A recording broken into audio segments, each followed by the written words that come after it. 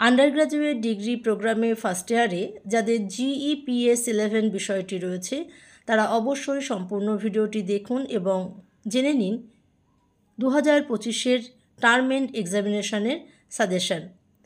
আজকের ভিডিওতে যে প্রশ্নগুলি দিয়ে দেওয়া হলো, প্রশ্নগুলি টার্ম এন্ড এক্সামিনেশন 2025-এর জন্য খুবই গুরুত্বপূর্ণ। অবশ্যই প্রশ্নের উত্তরগুলিকে তৈরি করে রাখুন।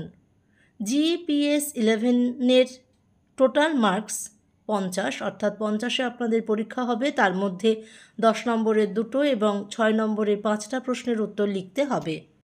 প্রথম প্রশ্ন, কংগ্রেস সমাজতান্ত্রিক দলের গঠন প্রক্রিয়া বিস্তারিতভাবে বর্ণনা করুন। 2 নম্বর প্রশ্ন, ঔপনিবেশিক ভারতে নারীর প্রশ্ন উত্থাপনে সমাজ সংস্কার আন্দোলনের গুরুত্ব আলোচনা করুন। ভারতের শ্রমিক আন্দোলনে ট্রেড ইউনিয়নের ভূমিকা মূল্যায়ন করুন।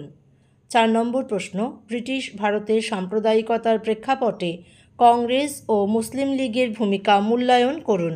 5 নম্বর প্রশ্ন, দ্বিজাতি তত্ত্বের ভিত্তিতে উদ্ভূত পৃথক দেশের দাবি সম্পর্কে একটি সংক্ষিপ্ত টিকা লিখুন। 6 নম্বর, 1932 থেকে 1939 সালের রাজনৈতিক উন্নয়নের ওপর একটি নোট লিখুন।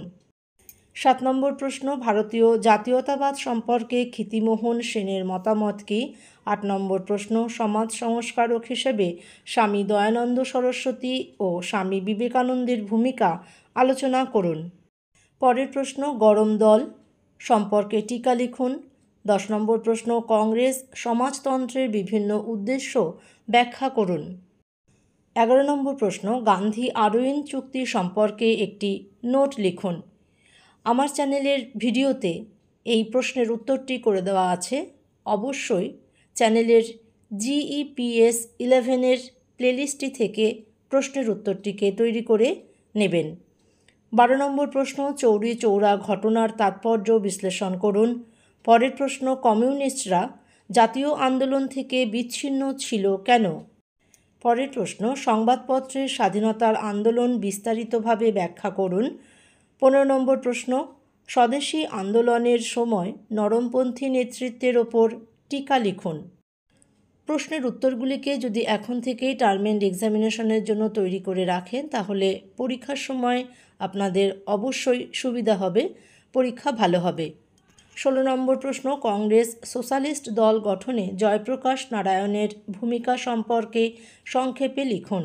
17 নম্বর প্রশ্ন, স্বাধীনতা পূর্ব ভারতে নারী সংগঠন এবং তাদের নেতৃত্বের একটি সারসংক্ষেপ তৈরি করুন। সাজেশনে দেওয়া প্রশ্নের উত্তরগুলি আমি ক্রমান্বয়ে চ্যানেলে দিতে থাকব। আপনারা উত্তরগুলি পাওয়ার জন্য চ্যানেলটিকে অবশ্যই সাবস্ক্রাইব করে রাখুন এবং পাশে থাকা বেল আইকনটিকে প্রেস করে রাখুন যাতে চ্যানেলে ভিডিও আপলোড করলে আপনারা নোটিফিকেশান পেয়ে যান এবং প্রশ্নের উত্তরগুলিকে জেনে নিতে পারেন। পরের প্রশ্ন, আম্বেদকর একজন সমাজ সংস্কারক, আলোচনা করুন। টিকা, ভারতের জাতি এবং বর্ণ। উপজাতি বলতে কী বোঝেন? ভারতের উপজাতি আন্দোলনের মৌলিক বৈশিষ্ট্যগুলি নিয়ে আলোচনা করুন। পরের প্রশ্ন, সাঁওতাল বিদ্রোহের ওপর আলোকপাত করুন।